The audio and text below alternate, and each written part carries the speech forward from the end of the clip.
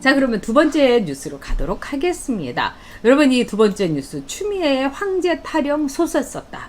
와, 진짜 어저께 정말 통쾌했어요. 그 신원식 의원이, 자, 추미애가 아니 무슨 보좌관이 전화를 거냐 이랬는데, 딱 A씨라고 알려진 이 문제의 이 황제 타령이 이루어졌던 이 추미애의 아들이 있었던 그 군 부대에 바로 고반, 거기에 있던 분이 얘기를 한 거예요. 그러면서 뭐라고 했냐, 아니 이 보좌진이라는 사람이 전화를 했냐, 그렇다, 보좌진이라는 사람이 전화를 해가지고 이 연기할 수가 없느냐, 그래서 내가 그거 연기하려면은 알아봐야 된다, 그러니까 보고를 해야 된다, 그래가지고 그걸 중대장까지 보고를 했다는 거 아닙니까? 그런 다음에 다시 그 사람한테 전화를 걸어가지고 어렵다고 하더라, 이거는 힘들다고 하더라, 뭐 이런 얘기에 대해서 아주 생생하게 증언을 했어요. 그래서 어저께 신원식 장군이라는 말이 아직도 제가 입에 붙었네요. 신원식 의원이 밝힌 거는 4분 30초 분량의 녹음 파일이에요, 여러분. 근데 그날 이 신원식 의원 쪽에서 전화한 총 내용이 78분이라는 거예요. 그러니까 1시간 20분 가량 전화를 했다는 겁니다. 그래서 신원식 의원 쪽에서 뭐라고 하느냐, 자꾸 추미애가 딴 말하고 그러면은 이거 통으로 다 공개해버리겠다.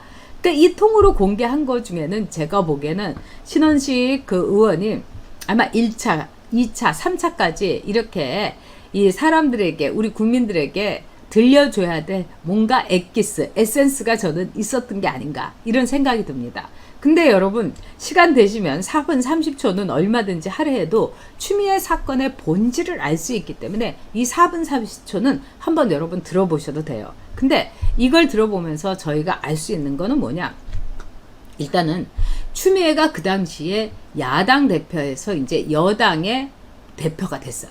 그 민주당 대표가 됐어요.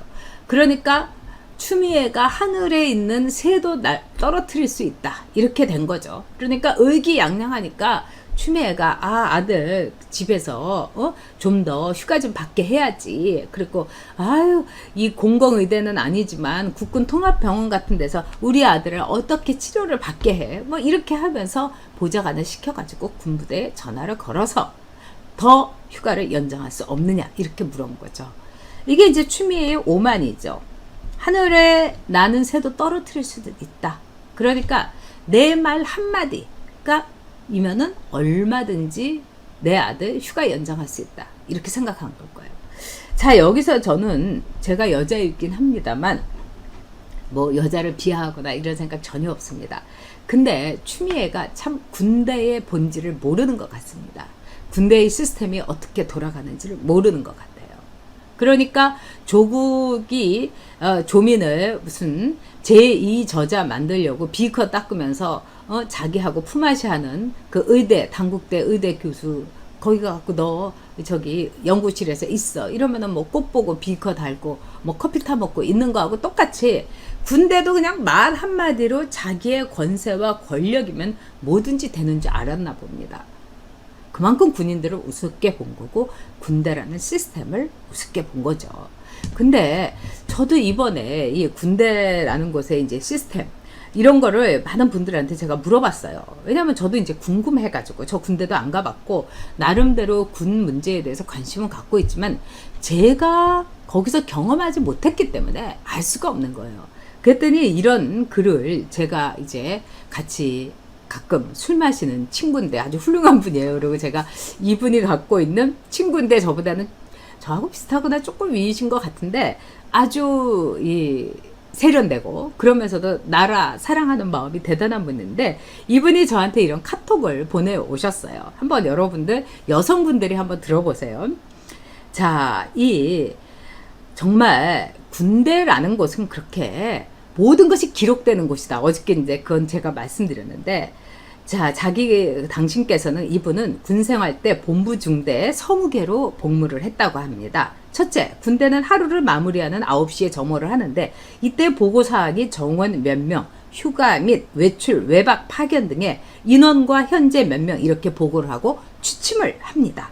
그리고 외박, 외출, 이런 휴가는 서류로 상신을 해서 중대장이 사인하고 인사과 부관이 사인을 하면 인사과에서 외출 및 외박 휴가증을 발급하는데 이때 발급 대장에 발급 번호는 물론 비번을 기입하여 각 부대의 중대본부로 보내지면 멀리 떨어진 예하 부대는 전령을 수령해 갑니다.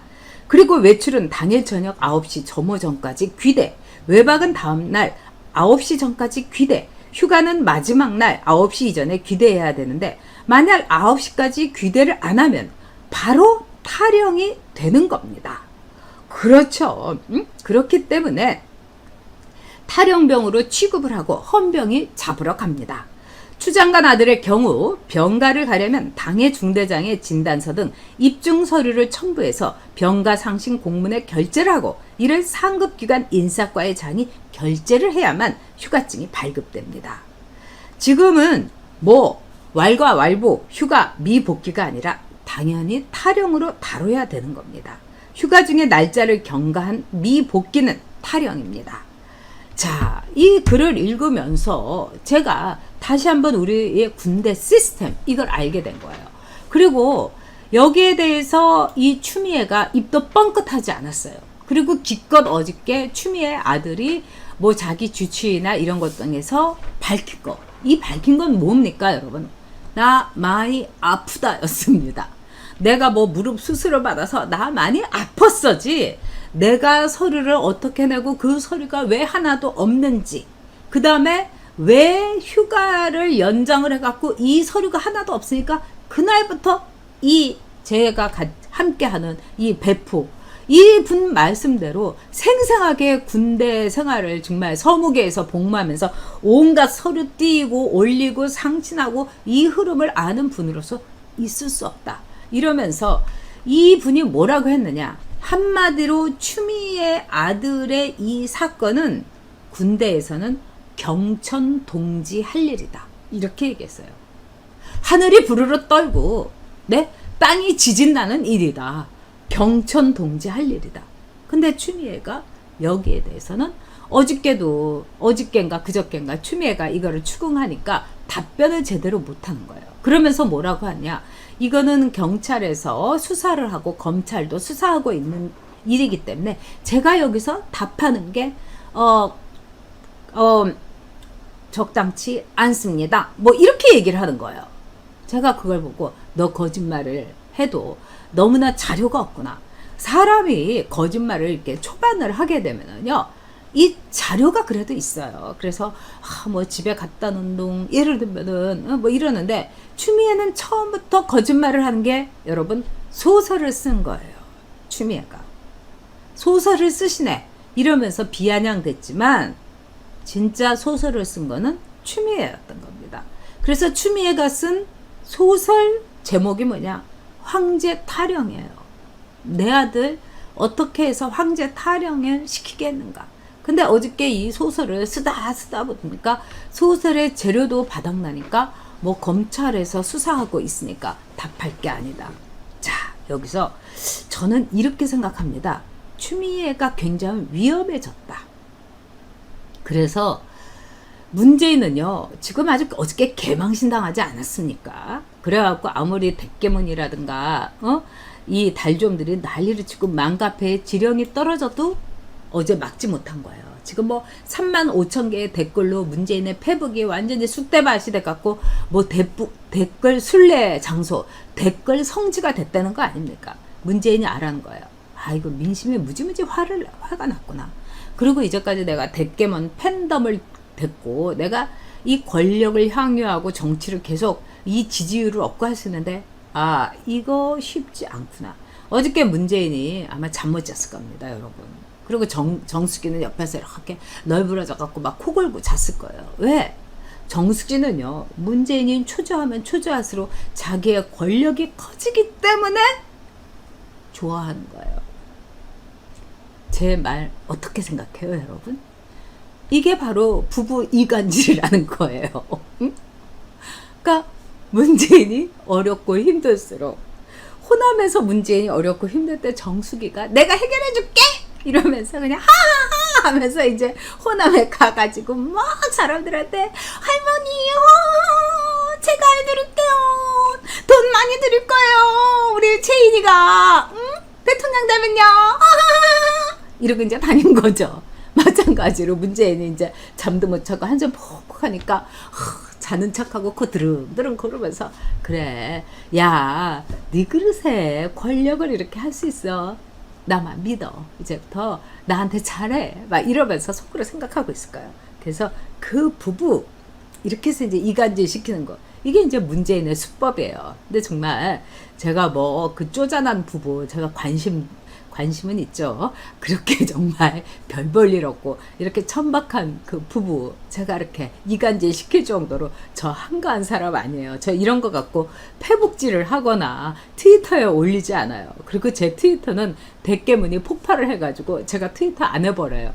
그런데 문제는 뭐냐, 여기서 참 중요한 게 있습니다. 문재인으로서는 야 그러면 희생양을 만들어야지. 그러면 내가 대형 사고를 치고 내가 개망신을 당했는데 여기에 대해서 국민들의 이 관심을 돌릴 거는 뭐냐, 박능우를 친다? 어차피 박능우는 치려고 생각은 했겠죠. 근데 의사 파업, 간호사 파업 이래가지고 박능우를 친다고 해서 국민들이 뭔가 사그라들까? 미애야 미안하지만 네가 가질 수 없겠니? 미애한테 미안하다고 하면서 굿바이 미애할 가능성이 꽤 있습니다. 왜? 병역이라는 것은요, 우리 국민 모두가 부르르 떠는 국민의 영린이에요. 저도 그렇습니다. 예, 군대에 곧 갈 아들이 있는 엄마로서요, 군대에 군자, 기억자만 와더라도 눈이 이렇게 땡그랗게 떠지는 거예요. 그 다음에 이 지하철에서 군인들만 있으면은 정말 가슴이 미어져요. 그래서 제가 어떤 때 음식점에 가서는 군인들 밥값 밥 이렇게 먹으면 가끔 내주고 오는 경우도 있어요. 네.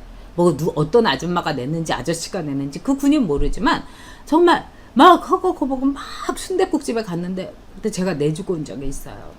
제가 옛날에 이 열심히 이제 성당 다니고 그럴 때는 수녀님들 밥 드시면은 그냥 몰래 내주고도 오고 그건 다 몰래 했습니다. 근데 앞으로 군인들을 보게 되면은 제가 이 밥값 많이 내주게 되겠죠. 우리 아들이 이제 군대에 있으면. 엄마 마음은 그런 거예요. 그런데 추미애가 지 아들을 이런 식으로, 우리 아들은 그렇게 다리를 쩔뚝거리면서 군대로 갔는데 지 아들 집에서 게임하면서 놀면서 그대로 타령을 묵인하면서 휴가라고 이거를 늘려? 그리고 아무런 서류 처리도 없어?